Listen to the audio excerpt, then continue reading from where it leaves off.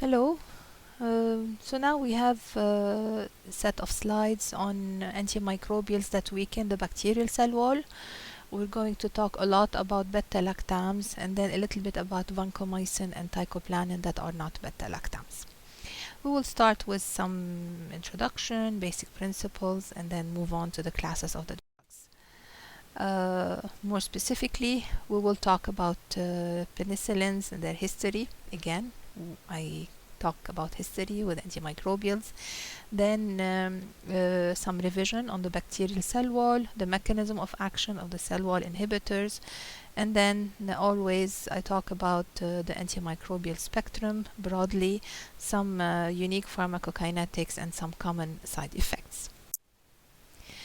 To start with some history, here you go. This is the fungus growing, and those yellow dots here is penicillin. And we already discussed before some definitions, the chemotherapy, antimicrobials, and antibiotic, and we said that antibiotics are coming from microbes, and as a matter of fact, penicillin is coming from the chrysogenum fungus, Penicillium chrysogenum fungus. So here you go, the yellow dots. Of course, we have to talk about Sir Alexander Fleming and when he discovered penicillin. Now, the story is interesting. Sir Alexander Fleming had a lab, and obviously he had a lot of plates and cultures, and then he wanted to go on vacation. And when he went on vacation, it turns out that his lab was very messy, so a lot of fungi grew. So when he came from vacation, there was a lot of fungus. However, he did not just go crazy and clean up everything, he observed. So very important in scientists to actually observe. He was very observant, and this is what he observed. He looked at this plate, and here are the bacteria growing, and then he realized, well, why here we do not have bacteria growing? They're dead, they're lysed, and he realized that there's this mold here coming from the fungus, and then now here we have it, penicillin. So it's kind of interesting to have a dirty lab and go on vacation. Another thing is I want you to see this date here. You see it was discovered in 1929. But if you remember from the slide on sulfonamides were not discovered really because they came from azodyes, but people knew that they had an antimicrobial effect after 1929, yet sulfonamides were used before penicillin.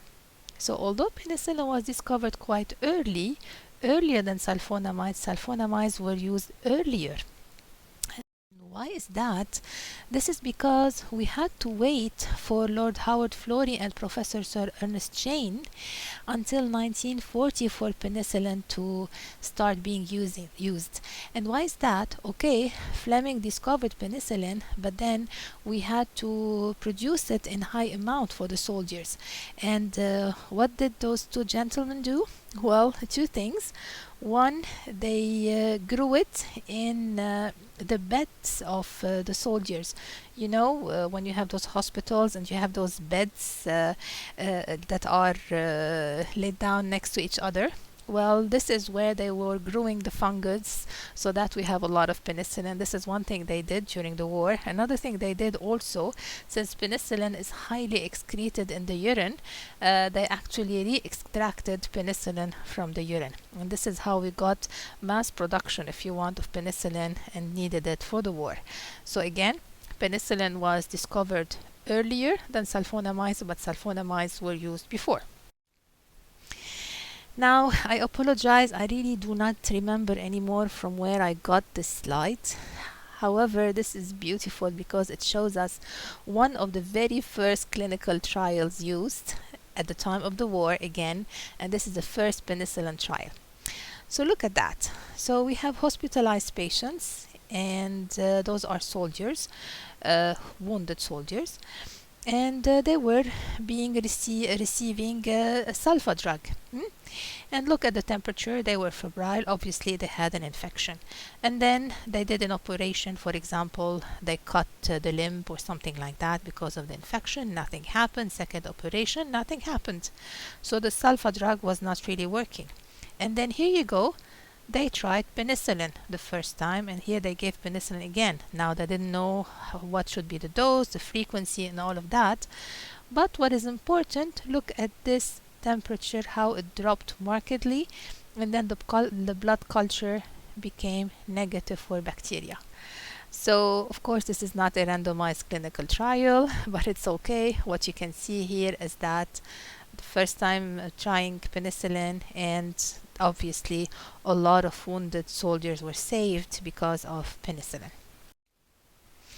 Enough history. Now let's talk a little bit about the bacterial surface structure.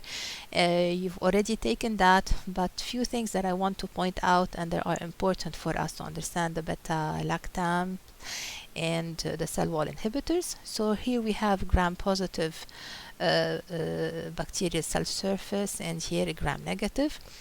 Obviously, both of them have an internal plasma membrane.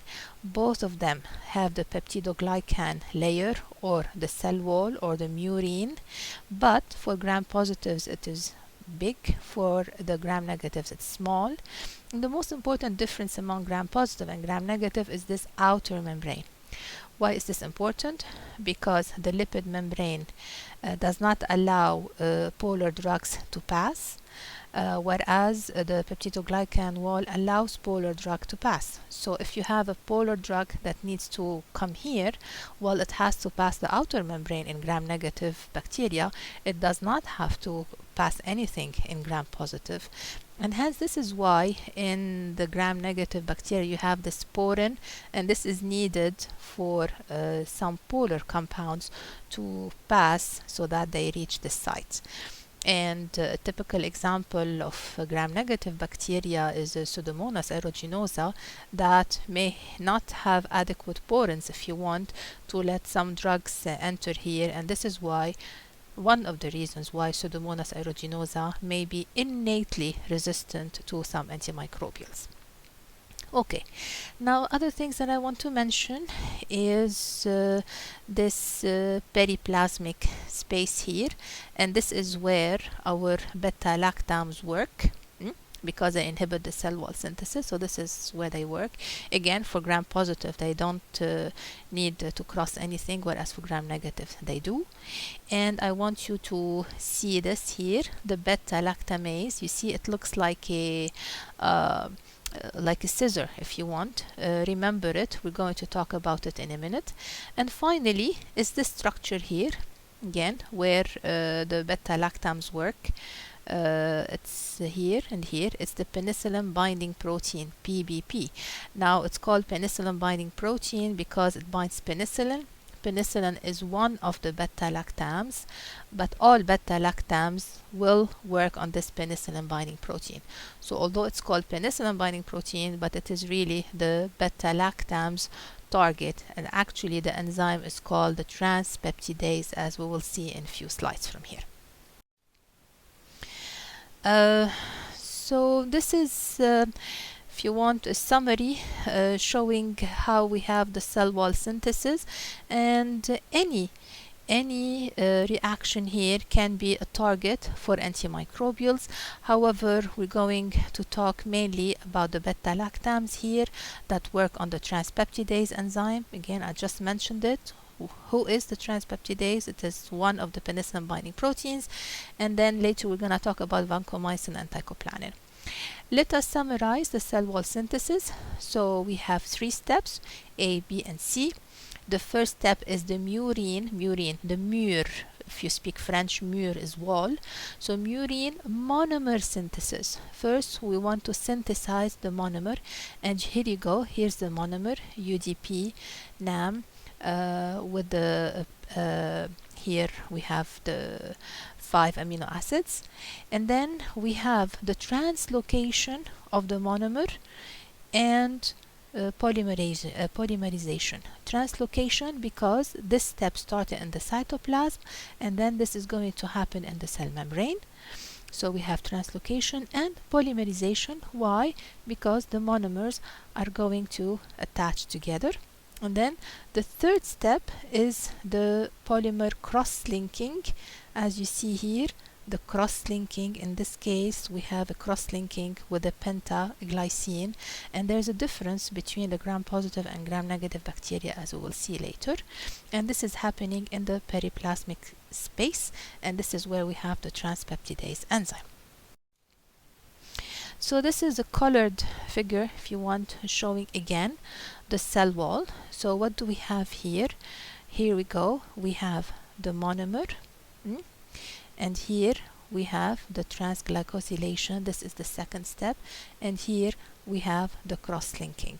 So we have one, the monomer formation, the NAM and the peptide chain. Two, we have the transglycosylation, and then here the cross-linking or the transpeptidation.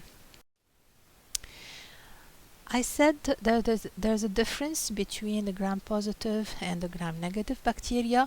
Here I'm showing you the gram-positive bacterium, and here is the 5-glycine, the pentaglycine bridge, 1, 2, 3, 4, 5. This is different in the gram-negative bacteria. So what do we have here? Again, we're showing the third step of the cell wall synthesis, when we have, with the transpeptidase, we have the cross-linking.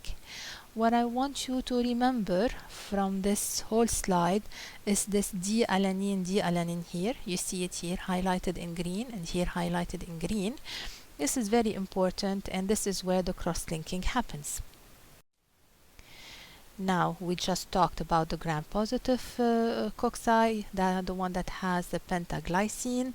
For gram-negative rods, we do not have this, and instead of the L-lysine, we have the MDAP.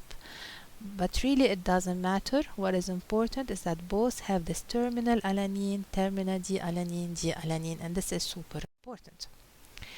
Why is this super important? Let us talk a little bit about the beta-lactams and see why they inhibit the transpeptidase enzyme. Mechanism of action, I already said that they bind to the penicillin binding protein, the PPP, the structure that we saw in the inner cell membrane. And because of that, they inhibit cell wall synthesis. And we already said that they mainly inhibit the cross-linking of peptidoglycan catalyzed by this penicillin binding protein, specifically transpeptidase. Why mainly? Let me tell you why. So we said mainly the transpeptidase because, again, those drugs bind to the penicillin binding protein. Fine. But we have several penicillin binding proteins for each of the bacteria. This table is old and it's definitely not updated, but it's okay because this keeps on changing and more information, new information comes and we update it. But the point remains the same. The point is the following. For E. coli, at some point in time, again, now it's definitely more updated, there are several penicillin binding proteins. All of those, penicillin would bind to them. And they are usually high molecular weight compounds. And each one of them has a function. For example, penicillin binding protein 1bs is the peptidoglycan cross-linking enzyme. This is the transpeptidase that I was talking about. And if we have penicillin, this is super sensitive to penicillin and the bacterium will die. However, there are other penicillin binding proteins, some of which nothing happens with penicillin. Others, you may have a formation of ovoid cells, no significant alteration, super sensitivity to penicillin. What I'm trying to say is that what we are studying today is simplified, but we're focusing on the most important information, if you want. The most important is that there are many penicillin binding proteins and they differ in different bacteria, and one of the penicillin binding protein is the transpeptidase that we're gonna focus on, and this is where all beta-lactams work and not just penicillin. So now let me explain why all beta-lactams inhibit this transpeptidase enzyme. This is a repetition. Again, I'm showing you step number 3 of the cell wall synthesis, where we have the transpeptidase enzyme leading to the cross-link. And what is important, if you remember, I said please focus on the D-alanine towards the end, right? And why is that? Because of this. You see that structure, the COONH? This is very important. Why is this important?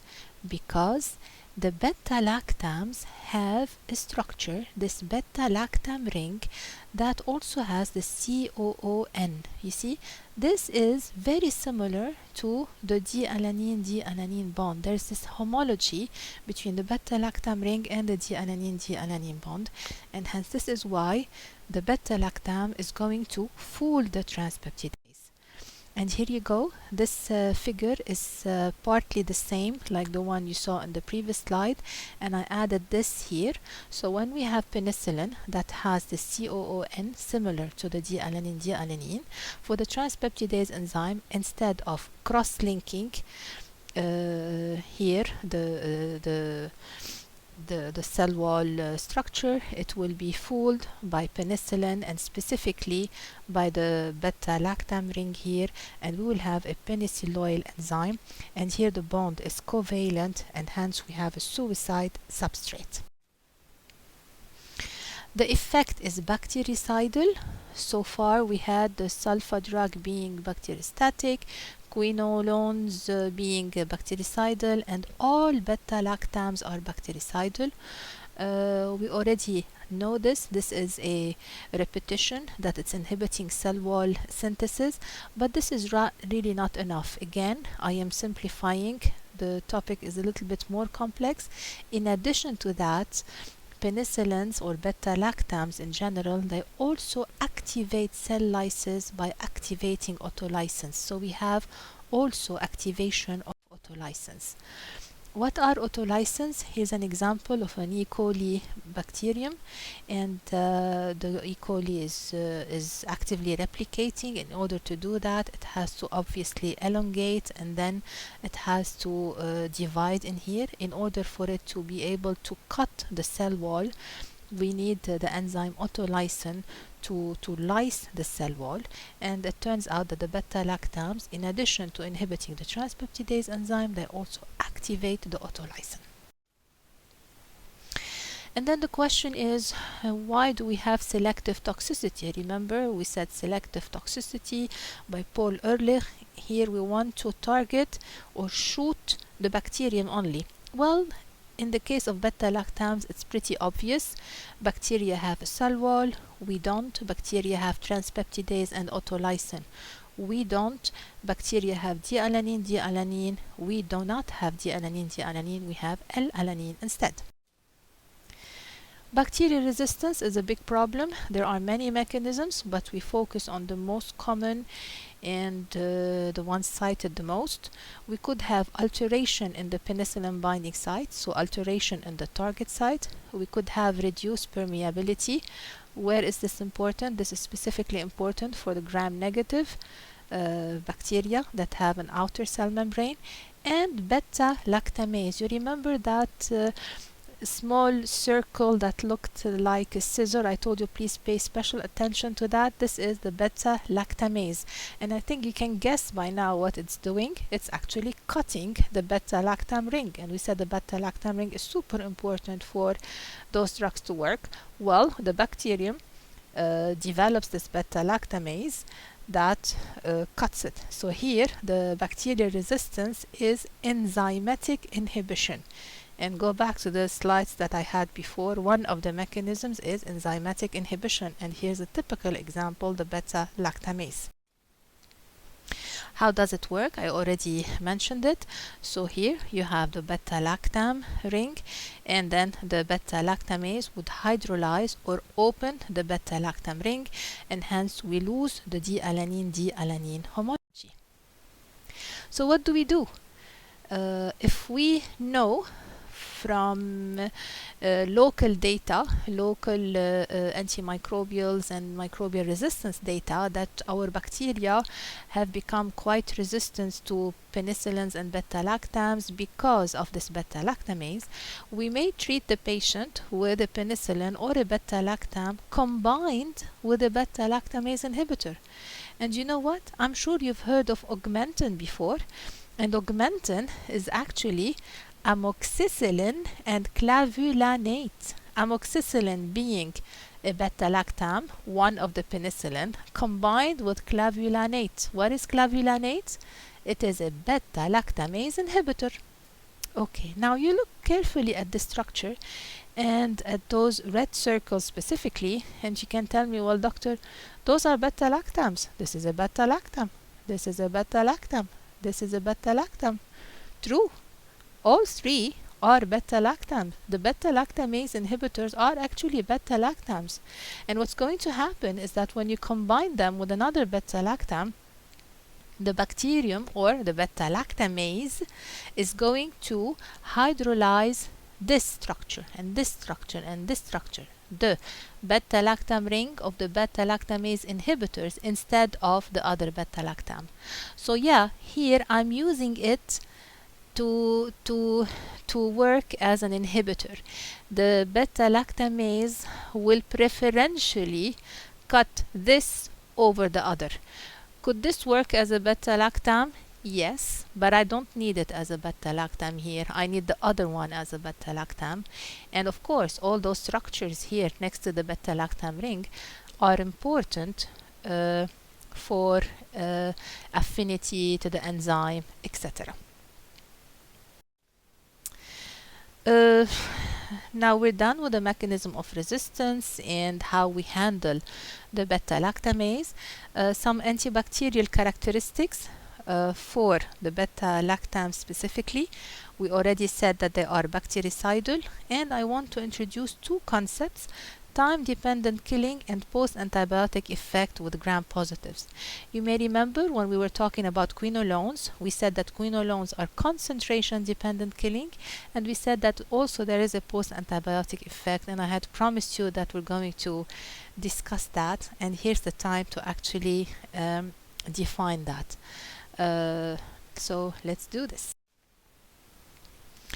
Have a good look at those graphs, because after that I'm going to put a clicker question for you to think. Let me explain a few things. So here we have three drugs: tobramycin, ciprofloxacin, and ticarcillin. Ciprofloxacin, you already heard of it. Ciprofloxacin is one of the quinolones. Ticarcillin is actually one of the beta-lactams, and tobramycin, we haven't discussed it yet. It's one of the aminoglycosides, a ribosome inhibitors that we will see later. Now, if you look at those two, they look quite similar. This one is different. And what are the axes? This is time, and this is concentration of the bacterium. So here we start with a certain number, and here with 0, this is being controlled, no antimicrobial at all, the bacteria keep on growing. And here we give an antimicrobial at 1/4 of the minimal inhibitory concentration, here a little bit more of the antimicrobial, here a little bit more, a little bit more, a little bit more. So have a good look, and let's look at the question. So which one do you think is a time-dependent killing? Tobramycin, ticarcillin, an antimicrobial that inhibits RNA synthesis.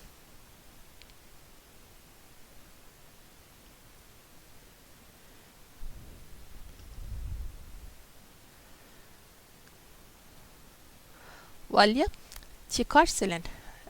Now, I already told you that ticarcillin is one of the beta-lactams, and I said it in one of the slides that beta-lactams have a time-dependent killing property. Tobramycin looks very much like ciprofloxacin, and I already told you that quinolones like ciprofloxacin are concentration dependent killing. So you may have guessed from what I already said, but now in the next slide we're going to explain why. And keep this in mind, drugs that inhibit RNA synthesis, like you would imagine this to be concentration dependent, and I'll tell you why in a minute. So I want to go back here. Yes, if you look at tobramycin and ciprofloxacin, it's pretty obvious this is concentration dependent killing. The higher the concentration of the antimicrobial, the more the killing. The higher the concentration, the more you're killing. And now why? Because those two drugs have to go inside the cell to do their action. Ciprofloxacin, we already learned that those are they inhibit topoisomerase and topoisomerase 2 specifically, so they have to go inside the cell, and the more they are inside the cell, the more the killing. Now tobramycin, again, we haven't discussed it yet, but this is an aminoglycoside. It's a ribosome inhibitor, inhibits translation. So yeah, the higher the concentration inside the drug, the more the killing. And this is why, if you go back to the clicker question, option C was inhibition of RNA synthesis. What I mean here is that something that has to go inside the cell, and hence the higher the concentration, the more. Now ticarcillin, remind me, what's the mechanism of action? It's a beta-lactam. What do beta-lactams do? They inhibit transpeptidase enzyme. Where is transpeptidase enzyme? It is bound in the membrane, and we bind to it in the periplasmic space. So ticarcillin does not have to go inside the cell, so it's not concentration dependent, it is time dependent. Fine. Now what does time dependent mean? Let's look at this. So you see here, control, nothing's happening. Here with a quarter MIC, we have some killing. With 2 times MIC, we have better killing. With 4 times MIC, we have better killing. However, 4 times MIC, 16 times MIC, and 64 MIC, they are all the same. So it doesn't really matter anymore. Anything above 4 MIC is the same. What matters is the time. The more the bacterium is sitting in an environment that has 4 times MIC, the better. That is the point of the time dependent versus concentration dependent. And I have it in words here. Let's read it. So the rate and extent of killing remains relatively constant once concentration are approximately 4 times MIC. So the goal is to maintain these levels, this 4 times MIC, for as long as possible using the dosing interval. Now you would ask me, how much time? Well, this is a good question, and we don't have an exact answer. It's really unknown, but we know that we have to keep it at least 4 times MIC as much as possible. Yani we don't need to increase the concentration. There's no point in increasing the concentration above 4 times MIC. So we said that there are 3 principles we want to talk about. 1, that it is bactericidal. 2, that it is time-dependent killing. And the third concept is this post-antibiotic effect that we've proven in gram-positive cocci. So here you go. We have again time here and concentration of the bacterium. And the control, no treatment. Obviously, with time, more bacteria grow. And here, once we give penicillin, being a beta-lactam, we have decrease in the amount of the bacteria. Now, if we add penicillinase, what is penicillinase? It is a beta-lactamase. It cuts the penicillin. What you would expect is that once you have the penicillinase here, you should have growth like this right away. But we don't. We have this plateau. You see this plateau here, a plateau, and then it starts going up. And this plateau is the PAE, the post-antibiotic effect. We do have an effect, although we know that there is no more antibiotic here because we cut it with penicillinase.